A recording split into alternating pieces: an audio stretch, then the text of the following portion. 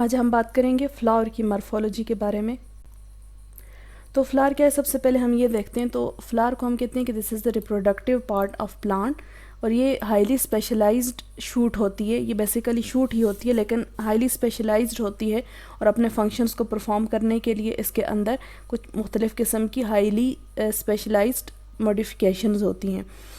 ये non green है, इसका मतलब क्या हुआ कि इसके अंदर क्लोरोफिल मौजूद नहीं है और ये फोटोसिंथेसिस करने के काबिल नहीं है। अगर हम फ्लावर्स की बात करें तो हम कहते हैं कि फ्लावर्स उन प्लांट्स में पाए जाते हैं जिनको हम एक अलग सेपरेट क्लास में क्लासिफाई करते हैं, और उनको हम कहते हैं एंजियोस्पर्म्स। तो इस तरह से हम ये कह सकते हैं कि फ्लावर्स जो हैं ये एंजियोस्पर्म्स का एक डिस्टिंक्टिव फीचर हैं। एंजियोस्पर्म्स को हम फ्लावर्स की बेस पे आइडेंटिफाई कर सकते हैं। इसके अलावा एंजियोस्पर्म्स के अंदर आपको पता है कि हज़ारों स्पीशीज़ हैं, तो उनके हर एक के फ्लावर जो है ये एक ऐसी कैटेगरी आप कैरेक्टर आप कह सकते हैं कि जैसे किसी हद तक हम ये एग्जांपल ले सकते हैं जैसे इंसानों के अंदर, ह्यूमन बींग्स के हमारे फिंगरप्रिंट्स होते हैं। इसी तरीके से जो फ्लावर्स की स्ट्रक्चर्स, फ्लावर की शेप और कलर्स वगैरह जितने भी कैरेक्टर्स उसके आ जाते हैं, वो एक तरह से एंजियोस्पर्म्स के लिए फिंगरप्रिंट्स का काम करते हैं। और हम उन फिंगरप्रिंट्स की बेस पे, मतलब कि उन फ्लावर्स की बेस पे, उनको एक फैमिली को दूसरी फैमिली से और एक स्पीशी को या दूसरी स्पीशी से आइडेंटिफाई कर सकते हैं, डिस्टिंग्विश कर सकते हैं। So this is the basic tool in identification of any plant. अगर हम स्ट्रक्चर की बात करें तो बेसिकली फ्लावर्स के जितने भी स्ट्रक्चर हैं उनको दो कैटेगरीज में क्लासिफाई किया गया है। एक को हम कहते हैं एक्सेसरी पार्ट्स और सेकंड है नेसेसरी पार्ट्स। अगर एक्सेसरी पार्ट्स को देखें तो ये ऐसे पार्ट्स होते हैं जो डायरेक्टली पार्टिसिपेट नहीं करते, जो कि फ्लावर का एक मेन फंक्शन है उसके लिए। और फ्लावर का मेन फंक्शन क्या है? रिप्रोडक्शन का है।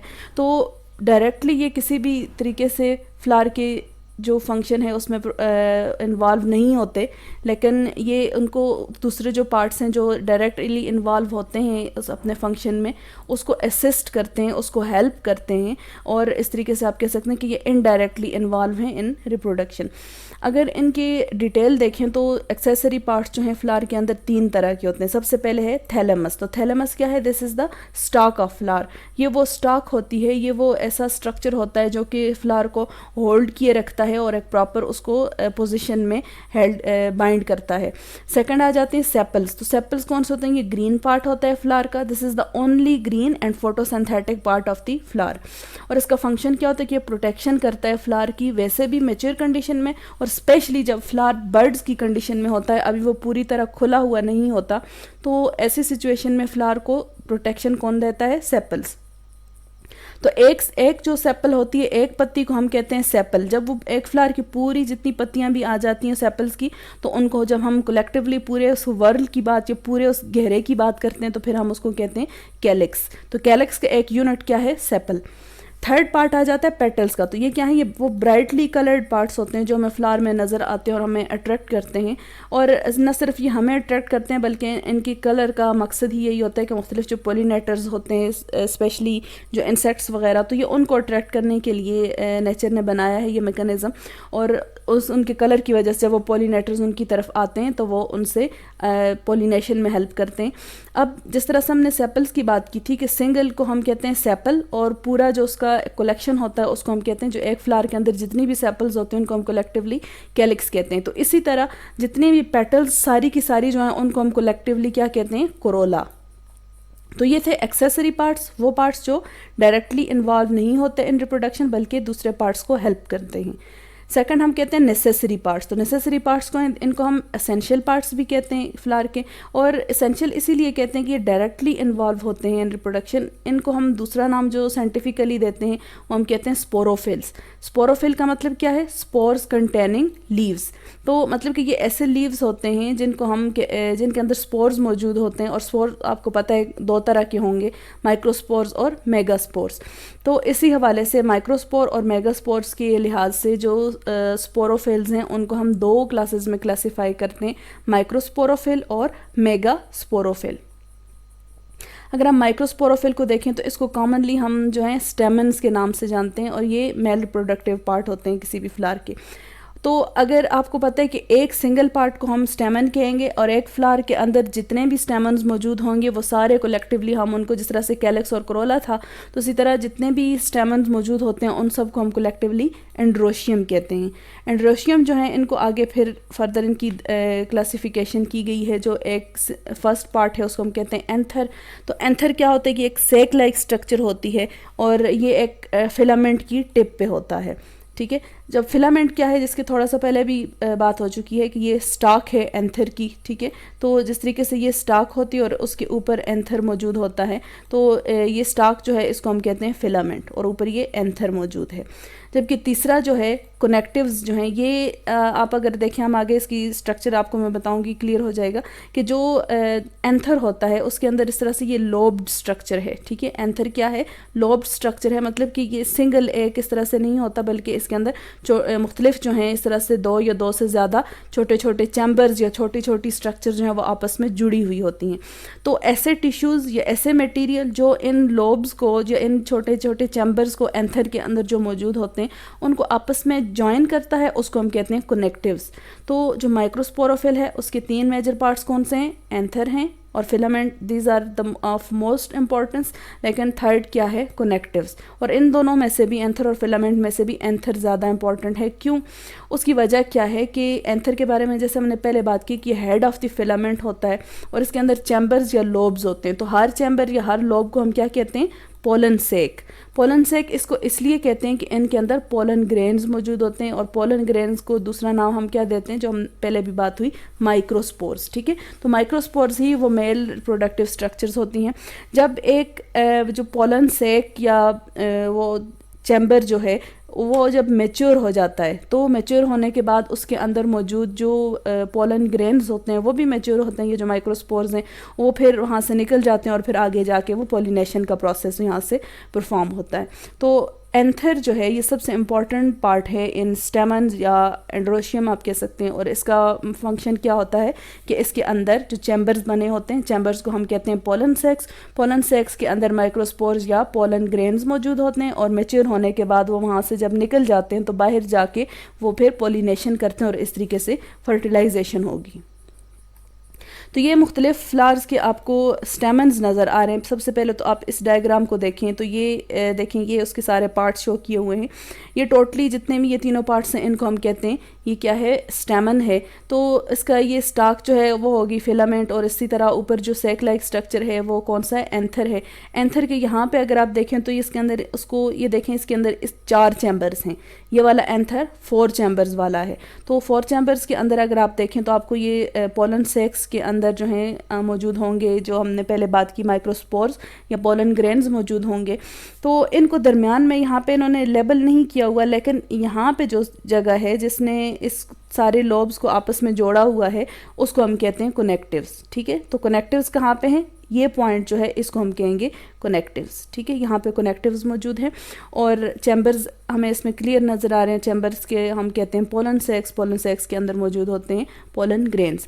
तो ये तो थी, ये तो ड्राइंग है, एक इसकी डिमॉन्स्ट्रेशन है। तो बाकी अगर आप ये देखें जो पिक्चर्स यहाँ पे हैं तो ये मुख्तलिफ फ्लावर्स की हमें बताए हुए हैं जो स्टेमन्स हैं। तो यहाँ पे अगर आप इसको देखें तो ये बड़ा क्लियर इसमें नज़र आ रहा है कि ये नीचे इसकी ये स्टाक है जिसको हमने फिलामेंट का नाम दिया और ऊपर ये इसका एंथर है। और ये बाकी भी यहाँ पे देखें अगर आप तो ये भी एंथर इसका बहुत क्लियर नज़र आ रहा है। तो ये सब को आप देख लें, ये सब में स्टेमन्स को ही बताया हुआ है। तो ये था हमने अभी डिस्कस किया जो फर्स्ट पार्ट है इन नेसेसरी पार्ट्स जो हैं माइक्रोस्पोरोफिल। और अब हम डिस्कस करेंगे मेगास्पोरोफिल को। मेगास्पोरोफिल क्या है? इसको दूसरा नाम हम कार्पल भी देते हैं और पिस्टल भी कहते हैं इसको। ये फीमेल रिप्रोडक्टिव पार्ट है। और जिस तरीके से हमने एंड्रोशियम का नाम दिया था कि जितने भी सारे स्टेमन्स होते हैं उनको हम एंड्रोशियम कहते हैं, तो जो जितने भी कार्पल्स किसी भी प्लांट के अंदर मौजूद होते हैं उनको हम कलेक्टिवली गायनोशियम कहते हैं। गायनोशियम के आगे फर्दर 3 पार्ट्स हैं, ओवरी है, स्टाइल और स्टिग्मा। तो ओवरी क्या है? ये एक स्वॉलन स्ट्रक्चर होती है, सेक लाइक स्ट्रक्चर होती है, ये सबसे नीचे होती है, बॉटम में होती है। उसके बाद फिर स्टाइल होता है जो कि एक पाइप लाइक स्ट्रक्चर है और स्टाक लाइक होती है, लेकिन ये अंदर से हॉलो होती है। और फिर एंड पे जो उसकी टिप या माउथ होता है उसको हम कहते हैं स्टिग्मा। तो इसमें सबसे ज़्यादा इंपॉर्टेंट ओवरी है। ओवरी के बारे में जैसे पहले मैंने आपको बताया कि ये स्टाइल के बॉटम में होता है और ये भी एंथर की तरह चैम्बर्स होते हैं इसके अंदर। अब एंथर के जो चैम्बर्स थे उनको हम कहते थे पोलन सेक्स, जबकि जो ओवरी के चैम्बर्स होते हैं उनको हम कहते हैं एम्ब्रियो सेक्स। एम्ब्रियो सेक्स के अंदर जब एक जो हमने पिछले उसमें बात की कि जब पोलन्स जो हैं वो मेच्योर हो जाते हैं तो वहाँ से निकल जाते हैं, तो एक जब एंथर से पोलन्स आते हैं वो सबसे पहले एंटर होते हैं स्टिग्मा में। स्टिग्मा से एंटर होने के बाद स्टाइल के थ्रू मूव करते हैं और जब ओवरी में पहुँचते हैं तो वहाँ पे उनकी फिर फर्टिलाइजेशन होती है। फर्टिलाइजेशन के बाद जो एक ओवरी है उसके अंदर मौजूद हैं एम्ब्रियो सेक, और एम्ब्रियो सेक के अंदर मौजूद होते हैं ओव्यूल्स। ठीक है, इस बात को पॉइंट को नोट करना है आपने, यहाँ पे ये मिसिंग है। जो ओव्यूल्स होते हैं ये कहाँ पे होते हैं, ये उन पोलन से एम्ब्रियो सेक्स के अंदर होते हैं। ठीक है, तो जिस तरह से हमने एंथर में देखा था कि जो पोलन सेक्स थे उनके अंदर पोलन ग्रेन्स थे, जबकि ओवरी में जो एम्ब्रियो सेक्स होते हैं उनके अंदर क्या होता है, ओव्यूल्स होते हैं। अब जब पोलन ग्रेन्स आते हैं फ्रॉम एंथर, वो सबसे पहले एंटर होते हैं इनटू थ्रू स्टिग्मा, स्टिग्मा के थ्रू उस फीमेल पार्ट्स में एंटर होते हैं, फिर स्टाइल से मूव करते हुए जब वो ओवरी तक पहुंचते हैं तो वहाँ फिर उनकी फर्टिलाइजेशन होती है। अब एक ओवरी जब फर्टिलाइजेशन होने के बाद मेच्योर होती है तो एक मेच्योर ओवरी को हम कहते हैं फ्रूट।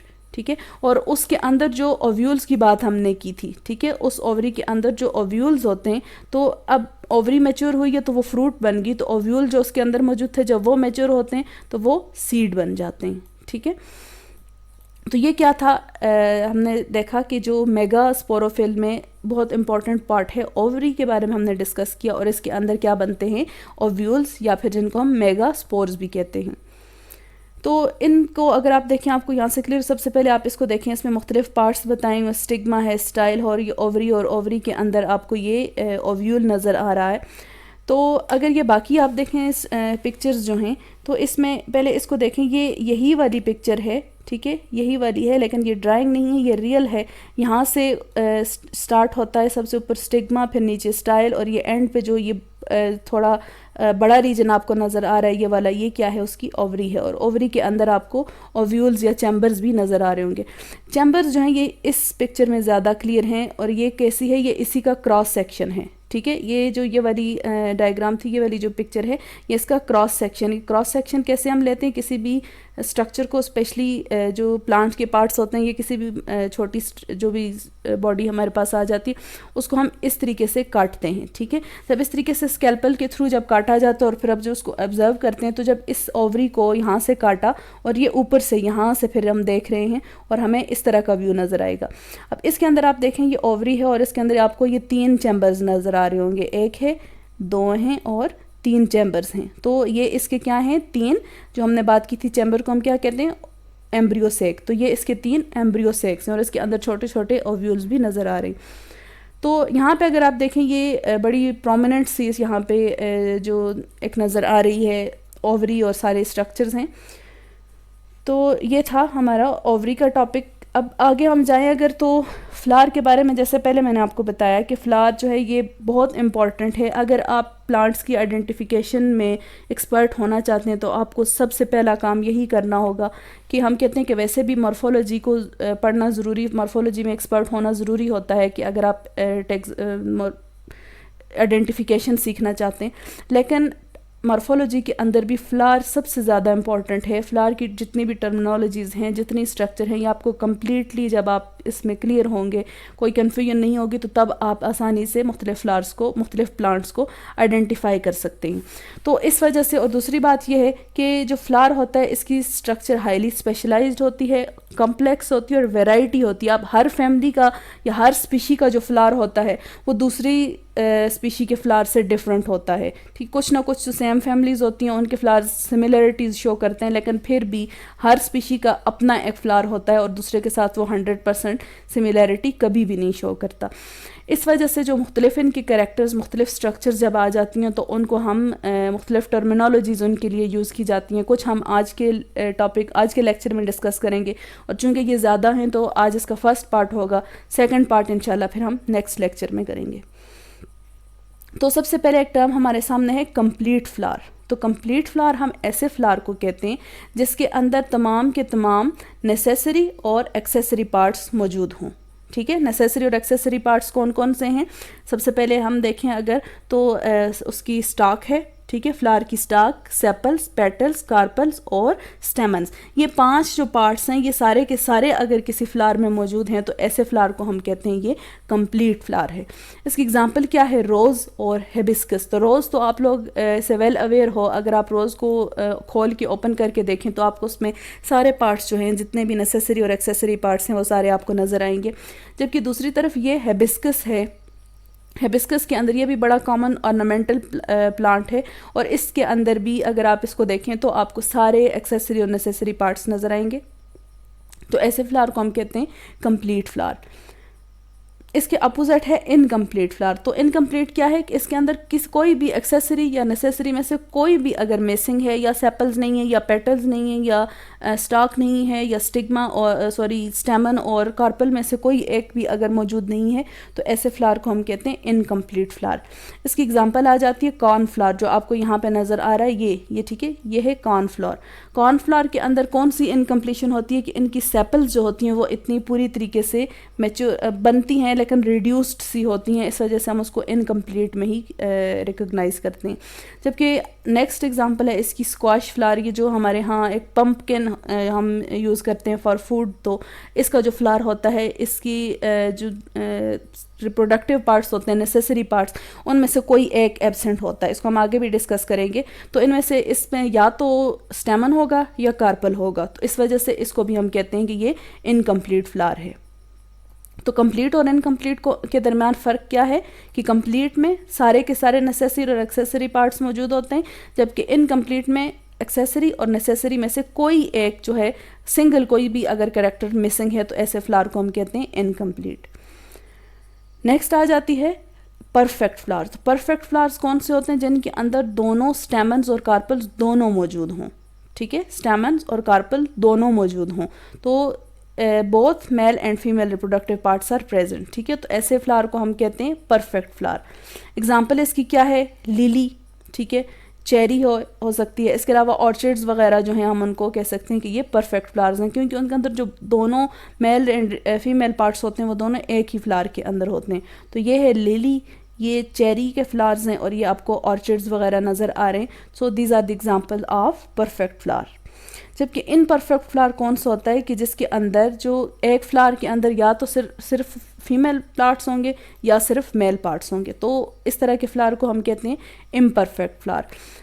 एग्जाम्पल इसकी है स्क्वाश और बेगोनिया। तो स्क्वाश की जैसे पहले मैंने आपको बात बताई कि इसके अंदर क्या होता है कि ये जो फ्लावर होता है इसके अंदर या तो स्टेमन, एक फ्लावर के अंदर या स्टेमन मौजूद होता है या कार्पल मौजूद होता है। ठीक है, तो इस तरह से ये एक इम्परफेक्ट फ्लावर होगा। ये बेगोनिया है, ये आपने अक्सर देखा भी होगा, थोड़ा ये कांटों वाला एक ऑर्नामेंटल प्लांट होता है। अक्सर ये हमारे एरिया का तो लोकल नहीं है, ये डेजर्ट प्लांट है एक, लेकिन हमारे यहाँ पे इसको बड़ा कॉमनली लगाया जाता है गार्डन्स वगैरह में। तो इसके अंदर भी यही है कि इसकी जो मेल एंड फीमेल पार्ट्स होते हैं वो अलग अलग फ्लावर्स पे होते हैं, इस वजह से इसको हम कहते हैं ये इम्परफेक्ट फ्लावर है। तो परफेक्ट और इम्परफेक्ट के दरमियान किसका फ़र्क है? स्टेमन्स और कार्पल्स का फ़र्क है। परफेक्ट फ्लावर में स्टेमन और कार्पल सेम फ्लावर पे होंगे, जबकि जो इम्परफेक्ट फ्लावर है उसमें क्या होगा कि दोनों जो है वो मिसिंग होगा, कोई एक या स्टेमन या कार्पल। अगर हम मोनोशियस की बात करें तो एक तरीके से हम ये भी कह सकते हैं कि मोनोशियस जो है, या फिर इसी से जो रेलिवेंट दूसरी टर्म है डायोशियस। मोनोशियस और डायोशियस जो हैं ये परफेक्ट और इम्परफेक्ट के ही दूसरे नाम आप कह सकते हैं इसको। वो इस तरीके से कि जो मोनोशियस होता है हम इसको डिफ़ाइन करते हैं कि एक ऐसा फ्लावर जिसके अंदर दोनों मेल और फीमेल पार्ट जो हैं दोनों मौजूद हों। ऐसा फ्लावर जिसके अंदर मेल और फीमेल पार्ट्स दोनों मौजूद हों। तो यही तो हमने कहा था कि परफेक्ट फ्लावर होता है। ठीक है, लेकिन परफेक्ट फ्लावर जो है ये उसी के दूसरा नाम है। ठीक है, लेकिन ज़्यादा साइंटिफिक टर्म क्या है? मोनोशियस फ्लावर है। तो मोनोशियस फ्लावर का मतलब जो मोनो मीन वन एंड अशियस का मतलब होता है हाउस। तो इसका मतलब है कि male and female parts both are in same house. ठीक है, तो एक फ्लावर के अंदर दोनों मौजूद हैं, तो ऐसे फ्लावर को हम कहते हैं मोनोशियस फ्लावर। तो इसकी एग्जांपल क्या है, रोज़, हिबिस्कस और मस्टर्ड वगैरह। मस्टर्ड की जो है डायग्राम आप हमेशा से देखते आए होंगे। तो जो टिपिकल हम डायग्राम देखते हैं फ्लावर की, स्ट्रक्चर ऑफ फ्लावर, तो उसके अंदर हम देखते हैं कि कार्पल्स और स्टेमन्स दोनों मौजूद होते हैं। तो ऐसे फ्लावर को कहते हैं मोनोशियस फ्लावर। जब डायशियस की बात करते हैं तो di means two and oecious mean houses. तो इसके अंदर जो दोनों स्टेमन्स एंड कार्पल्स हैं वो दोनों अलग अलग हाउसेस में हैं, मतलब कि दोनों अलग अलग फ्लावर्स के ऊपर हैं। तो इसको हमने पहले इसको जो डायशियस फ्लावर्स होता है उसको हम इनकम्प्लीट फ्लावर भी कह सकते हैं। क्यों? क्योंकि अगर एक फ्लावर की बात करें तो उसके अंदर या तो अगर मेल पार्ट मौजूद है तो फीमेल नहीं है, इस वजह से इनकम्प्लीट है। और इम्परफेक्ट भी हम कह सकते हैं क्योंकि वो या तो मेल होगा या फीमेल होगा। अगर वो स्टेमन है उसके अंदर, ठीक है, हमने ये बात की ना कि या तो स्टेमन होगा या कार्पल होगा। अगर स्टेमन है सिर्फ तो ऐसे फ्लावर को हम कहते हैं स्टेमिनेट फ्लावर। अगर सिर्फ पिस्टल या कार्पल है, पिस्टल और कार्पल सेम है ना, तो अगर सिर्फ पिस्टल या कार्पल मौजूद है तो उसको हम कहते हैं पेस्टिलेट फ्लावर। और एग्जांपल इसकी यही है जो मैंने पहले भी आपको बताई कि स्क्वाश हो गया, और ये दूसरा एनेमोन एक फ्लावर है, ये वाला जो पहली आपको पिक्चर नज़र आ रही है, ये इसको हम कहते हैं एनेमोन। तो इनके अंदर जो है जो मेल और फीमेल फ्लावर्स होते हैं ये अलग अलग फ्लावर्स के ऊपर मौजूद होंगे। तो आज हमने सबसे पहले क्या देखा, फ्लावर का इंट्रोडक्शन देखा, फिर उसके बाद उसकी मुख्तलिफ स्ट्रक्चर के हिसाब से उनको डिस्कस किया। तो इम्पॉर्टेंट पार्ट्स कौन कौन से एक्सेसरी एंड नेसेसरी में माइक्रोस्पोरोफिल और मेगास्पोरोफिल सबसे ज़्यादा इंपॉर्टेंट हैं, और उनके हमने मुख्तलिफ पिक्चर्स भी देख ली। अब एंड पे जाके हमने कुछ टर्मिनोलॉजीज़ को डिस्कस किया, और ये टर्मिनोलॉजीज़ बहुत ज़्यादा इंपॉर्टेंट हैं। यही जो है यूज़ होंगी आगे जब हम करेंगे इसकी जब जिसमें सबसे ज़्यादा प्रॉब्लम भी होता है अक्सर लोगों को, जो फ्लोरल फार्मूला हम डिस्कस करेंगे, और फ्लोरल फार्मूला किस तरीके से बनाया जाता है, फ्लोरल डायग्राम किस तरीके से बनाई जाती, उसमें यही टर्मिनोलॉजीज़ यूज़ होंगी। अगर आपको यहाँ से ये कंसेप्ट क्लियर होगा तो फिर फ्लोरल फार्मूला और फ्लोरल डायग्राम आपके लिए इंतहाई ईजी चीज़ है। तो कुछ टर्मिनोलॉजीज़ हमने आज के टॉपिक में लेक्चर में डिस्कस कर लिए हैं, बाकी इंशाल्लाह नेक्स्ट में करेंगे। तो तब तक आप इसमें कोई भी कन्फ्यूजन अगर है तो आप कमेंट करें। जब भी क्वेश्चन पूछना हो तो you are free to ask. तब तक के लिए अल्लाह हाफ़िज़।